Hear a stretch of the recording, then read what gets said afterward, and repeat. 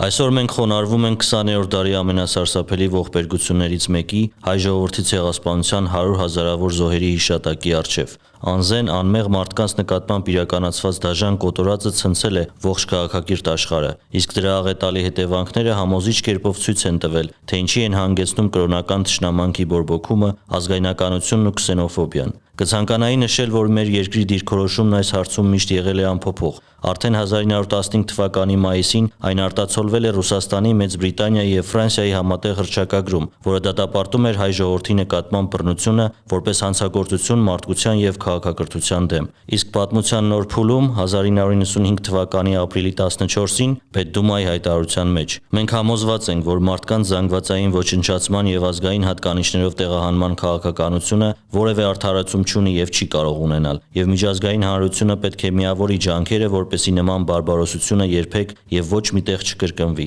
Այդ տարիների հալածանքներն ու բռնաճնշումները դարձել են չսպիացող վերք բազմաթիվ սերունդների համար, սակայն վերապրած աղետը միավորել է մարդկանց, ովքեր ցուցաբերել են ավանդույթներին հավատարմություն, իմաստություն եւ խիզախություն։ Համոզված եմ, որ նաեւ հետագայում Հայաստանի որդիներն ու դուստրերը կպահպանեն իրենց ազգային ինքնությունը, բազմահազարամյա մշակույթը, լեզուն, ազատությունն ու հոգեվոր արժեքները։ Մաղթում եմ բարեկամ հայ ժողովրդին բարեկեցություն, բարգավաճում եւ ամենայն բարիք։